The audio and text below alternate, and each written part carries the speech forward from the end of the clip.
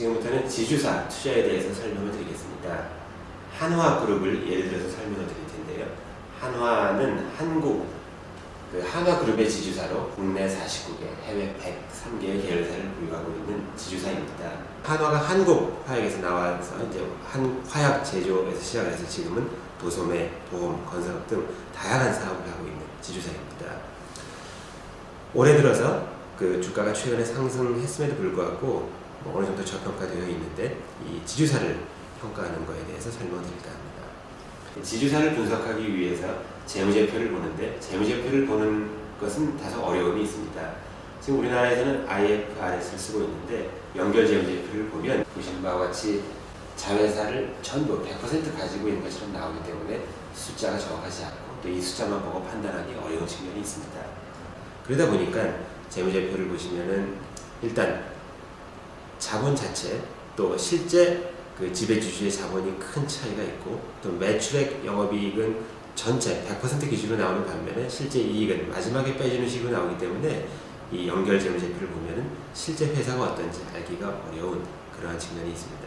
그렇다고 해서 비연결 재무제표, 즉 지주사만의 재무제표를 보면은 이 자회사의 실적이 하나도 나오지 않기 때문에 또 이마저도 회사를 평가하기가 굉장히 어려운 그러한 측면이 있습니다.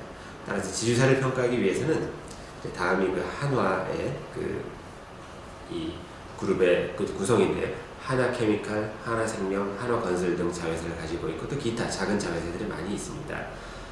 따라서 이 지주사를 평가할 때는 이 각각의 자회사의 가치를 평가를 하고 지분율을 곱해서 더해주는 이제 다음에 나와 있는 것 같이 쭉 더해줘서 가치를 계산해봐서 이를 이제 지주사라는 것은 여러 사업을 하고 있기 때문에 보통 디스카운트가 됩니다.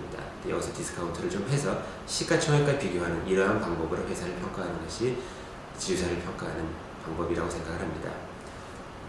지주사라는 것은 사실 지주사의 목적은 다양한 종류의 사업을 하면서 또 새로운 사업을 인수해서 회사를 확장해 나가는 이러한 의미가 바로 지주사입니다. 그런데 이러한 의미에 충실한 지주사는 사실 우리나라에서 많지가 않습니다. 조금 아까 한화라든지 큰 재벌 그룹들, LG, SK 이런 경우가 이제 그러한 지주사고 사실 대부분의 지주사 요즘 지주사 전환을 많이 하고 있는데 대부분의 지주사는 사실 굉장히 간단한 지주사입니다. 그게 아마 지주사를 전환하는 큰 목적 자체가 경영권 안정 등 다른 목적이 있기 때문일 수도 있는데 대부분의 지주사는 큰 자회사가 하나 있고 작은 자회사가 여러 개 있는 즉 크게 보면 같은 경우 회사 내용이 같은 그런 경우가 많이 있습니다.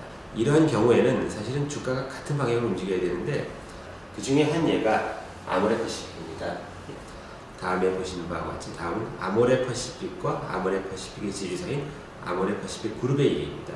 이와 같이 거의 동일한 경우에 주가가 같이 움직여야 됨에도 불구하고 경우에는 장기적으로는 같이 움직이지만 어느 경우에는 자회사 주가가 올라가고 어떤 경우에는 지주사 주가가 올라가는 이러한 경우가 있는 이런 경우를 잘 활용하면 또 지주사 투자를 성공적으로 할 수가 있는 그렇지 않나 생각을 합니다.